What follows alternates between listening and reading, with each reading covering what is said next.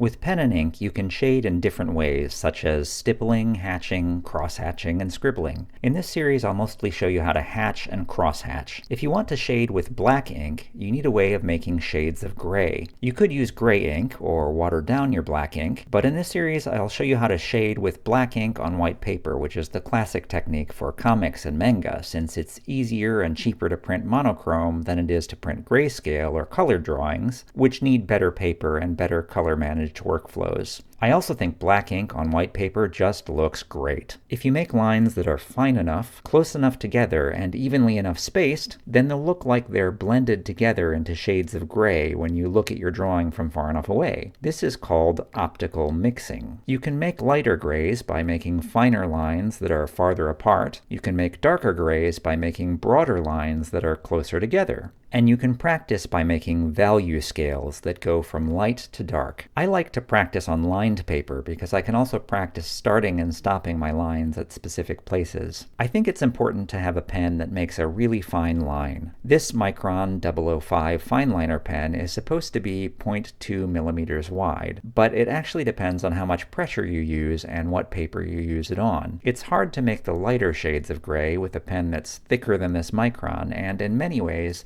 the thinner the better. I like fineliners, I really like technical pens, and I really like dip pens. This is a Speedball B-Series nib that I ground down to a fine point using sandpaper, and I made a video about that if you're interested. It's maybe about half as wide as that Micron 005. Like fineliners, you can get dip pens in different sizes, which I like for making different shades of gray. If you have a broader pen, you can make a lighter shade of gray by spacing your lines farther apart, but the farther apart they go, the less your lines will seem to blend together through optical mixing. That said, it really all depends on scale. If you draw on larger paper, then you can probably use a broader pen and space your lines farther apart, because your drawing will probably be viewed from farther away or printed at a smaller size. US comics are usually drawn on 11 by 17 inch paper, which is twice as large as US letter paper, but they're printed at a smaller size than letter paper. In Rendering in Pen and Ink, Arthur Guptill shows value scales with 5 values.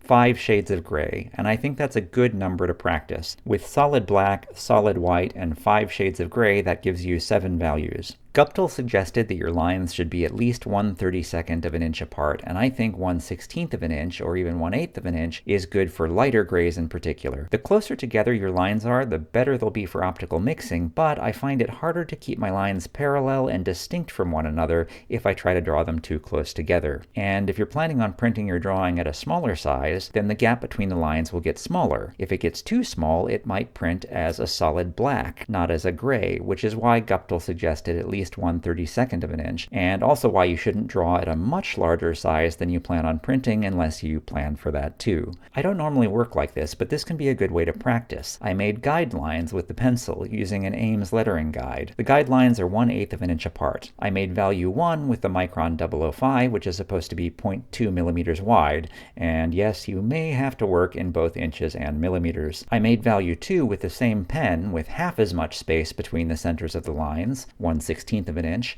which is the same spacing I used for all of the other values. I made value 3 with a wider pen, the Micron 05, which is supposed to be 0.45 millimeters wide. I made value 4 with an even wider pen, the Micron 12, which is supposed to be 0.7 millimeters wide, and I made value 5 by thickening the lines from value 4. I also made a value scale using the Speedball B-Series dip pens. I made value 1 with my custom B6 nib, which is finer than the Micron 005, so I made the lines closer together, and I think they blend together better without looking too dark for value 1. I made value 2 by turning the pen 90 degrees and pressing harder. I made value 3 with a standard Speedball B6 nib as it comes from the factory. I made value 4 by turning the pen 90 degrees and pressing harder. And I made value 5 with a Speedball B5 nib, which is broader than the Micron 12, so I made those lines as single strokes, which can be faster and neater. But I think both of these value scales look good.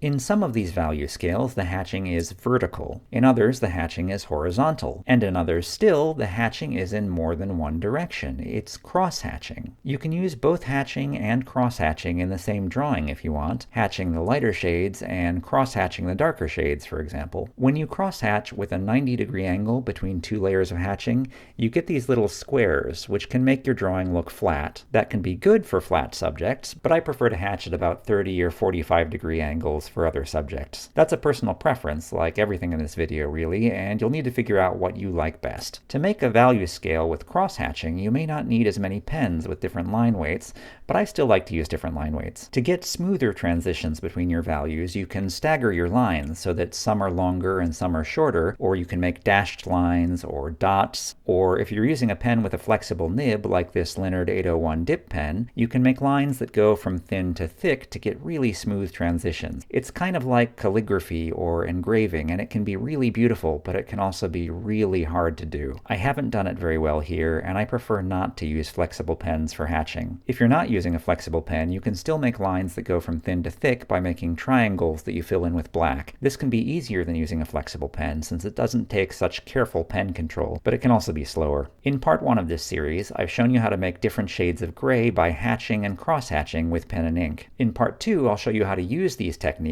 to shade flat subjects, such as cubes and clear skies, which are harder than you might think. In part 3, I'll show you how to shade round subjects, such as spheres, which I think are the hardest. And in part 4, I'll show you how to shade faces, which are actually not as hard as you might think. Please like this video and subscribe to my channel for more videos about pen and ink. Thanks for watching!